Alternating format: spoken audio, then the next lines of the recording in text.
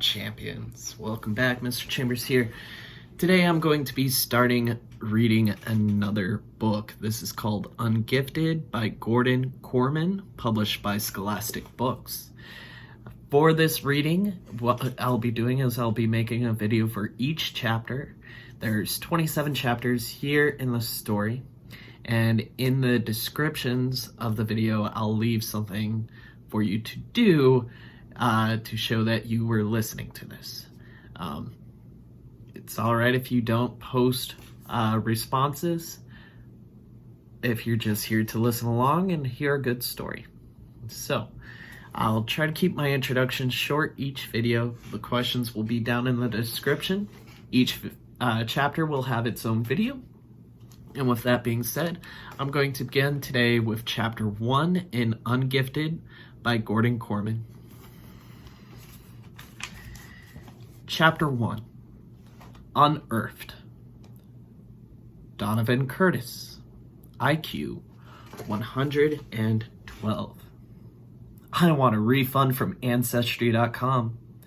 They traced my family all the way back to the Revolution, and in all those forefathers and foremothers, 4 aunts, 4 uncles, and 4 cousins, there was nobody like me. No big mouth hung for treason. No class clown who stuck in the stocks and threw rotten vegetables at. The closest match was this guy in the Civil War who jumped off a battlement, whatever that is. And he only did it because the Union Army was firing on Fort Sumter. That's what they put on his tombstone anyway. Sounds like a pretty good excuse to me. I did things like that. If there were any battlements in my neighborhood, I'd probably jump off of them. And not because of an army. I'd do it just to see what would happen. Reckless, my mother called it. Poor impulse control, the school psychologist. You're gonna break your idiot neck one day, or someone's gonna break it for you. My dad. He was probably right. They were all right. But when the thing is right there in front of me, and I can kick it, I can grab it, shout it, jump into it, paint it, launch it, or light it on fire, it's like I'm a puppet on a string, powerless to resist. I don't think. I do. It could be little things, like throwing darts at a pool float to test my sister's swimming skills, or spitting back at the llamas at the zoo. It could be more creative, a helium balloon, a fishhook, my Uncle Mark's toupee. It can even be the smart alecky comments that got me voted most likely to wind up in jail in my middle school the last 2 years running. Our fans are great, our team is nifty, we're going to get blown out by 50. See, that was probably not the wisest thing to say on the day of the big game against our basketball arch rival, Salem Junior High. But I didn't just say it. I broadcast it all over the PA system to the entire school. I don't know why I did it. The cheer was already fully formed in my mind. The poster advertising the big game had planted it there. It was definitely going to come out. But why share it with the only 2 Daniels who were with me in the office awaiting sentence for that spitball war we had, when there was a perfectly good microphone? It was a few feet away, unattended, and live. Okay, it wasn't live. I had to flick the switch, but I even had pom-poms. I crumbled up pieces of paper for sound effects. The howl of protest that went up all around the building surprised even me. It was like I'd gone from house to house, poisoning everybody's dog. It was probably for my own good that I wound up in detention. If I had been free in the halls at 3:30, I would have been lynched. The sense of humor at Hardcastle Middle School didn't extend to their precious basketball team. Man, Why'd you say we're gonna lose, man? Asked Wheeling Kaiser, starting center, peering down at the top of my head from his 6'4" advantage. Why? There was no logical explanation for that. I did it. It had to come from my DNA. That's why I needed Ancestry.com. I was the only kid in detention that afternoon. All crimes had been forgiven in order to pad the audience for the big game against Salem, which had to have already started. All crimes except mine. Dissing the basketball team. Even the Daniels. 2/3 of that spitball war. They'd been cut loose while I was doing time. The Daniels weren't at the game, though. I knew this because they were skulking in the bushes outside of the detention room, making grotesque faces at me through the window. If they could make me laugh, and it wasn't easy to hold back, I'd be in even more trouble. As it was, Mr. Fender was checking his watch every 30 seconds. He wanted to be at that game, not babysitting me. Finally, he could bear it no longer. "I'll be right back," he told me sternly. The instant he was gone, the window was flung open from the outside. Come on, hissed Daniel Sanderson. "Let's get out of here." "He's coming back," I protested. "No, he's not," scoffed the other Daniel Osborne. "He's going to the office to watch the feed from the security camera in the gym. You've only got 10 more minutes. If he's any kind of basketball fan, you are golden." I was out of the window like a shout, breathing sweet, free air. See what I'm saying? The open road called, and I took it. This time, I needed a little help. That's where the Daniels came in. They helped me a lot. They'd help me to the office with our spitball fight. And they helped me to the PA mic by daring me to do it. With friends like them, sometimes I wondered, why would I ever need any enemies at all? I turned on them. "Thanks for letting me take that fall on my own, guys. Your support was really touching." Nussbaum shrugged innocently. "I couldn't take credit for your poem." "It wasn't a poem. It just happened to rhyme." "I've been meaning to talk to you about that," Sanderson put in. "Don't you think that's kind of dorky? I mean, like, who rhymes anymore?" "Nobody," I conceded. Except for maybe the entire hip-hop community. I bounced a pine cone off his head, which only made him grin wider.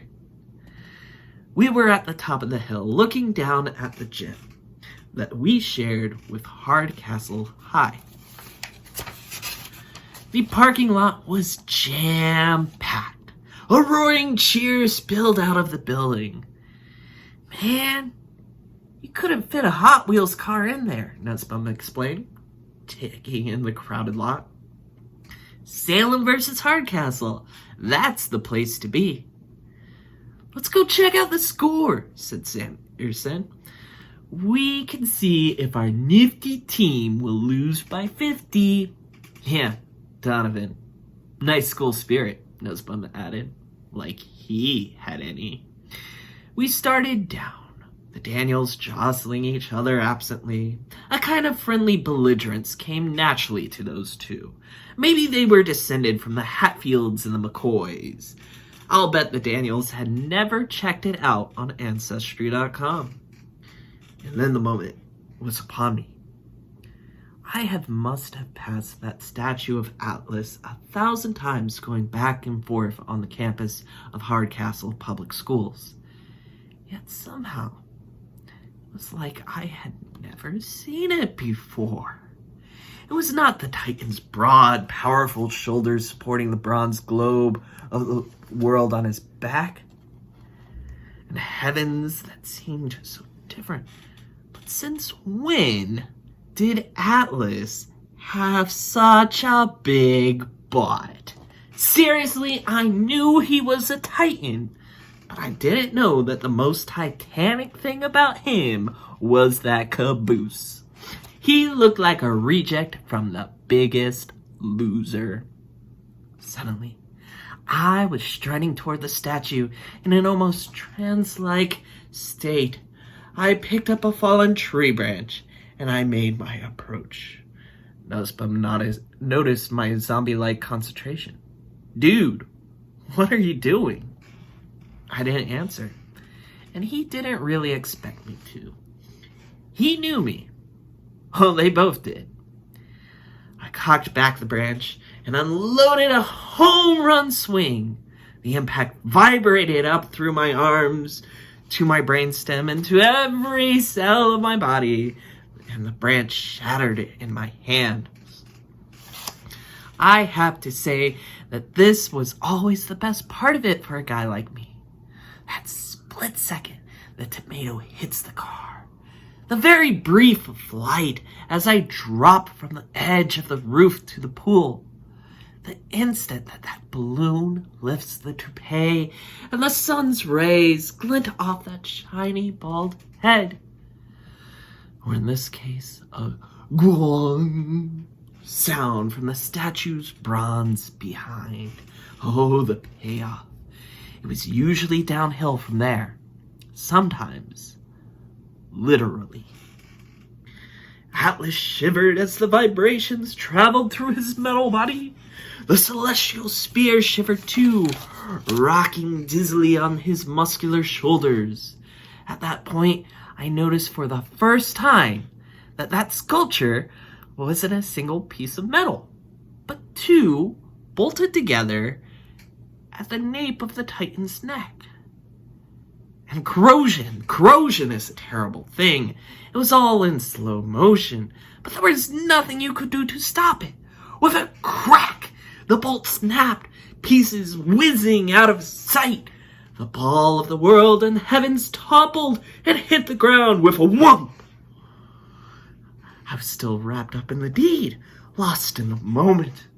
It took the twin gasps from the Daniels to break the trance, and by that time, the heavy ball was already rolling. Oh no!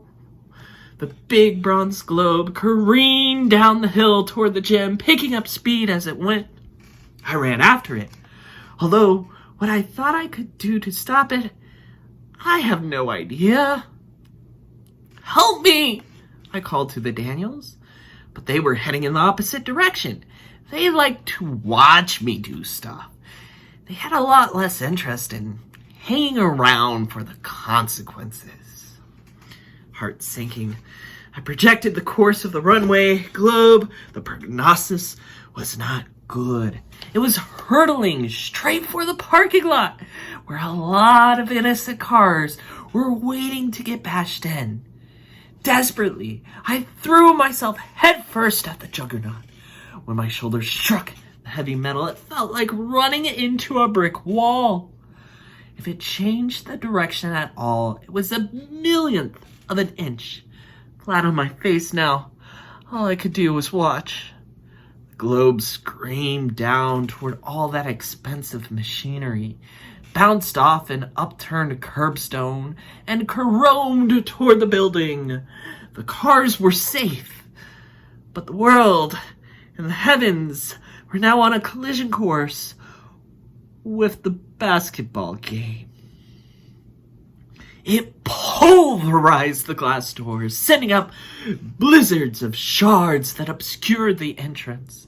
I heard a very sharp whistle blast, like the referee was calling a foul on Atlas. Or possibly me. There was another relative on Ancestry.com. He wasn't very much like me. I doubt I would have remembered him at all, except for his name. James Donovan. I'd wonder if I was named after him. Although my mother claimed she had never heard of the guy. He immigrated from Ireland in 1912, which would have been fine, except that the ship he picked was, I think, Atlas here. the Titanic. As decision makers, he and I were pretty much on that same level. But get this, he didn't die. He was plucked from that freezing water alive. James Donovan, he was a survivor. And if I'd inherited any of those skills, I had a sinking feeling they were about to come in handy. That concludes Chapter 1 of Ungifted by Gordon Korman. I'll talk to you later. Stay awesome.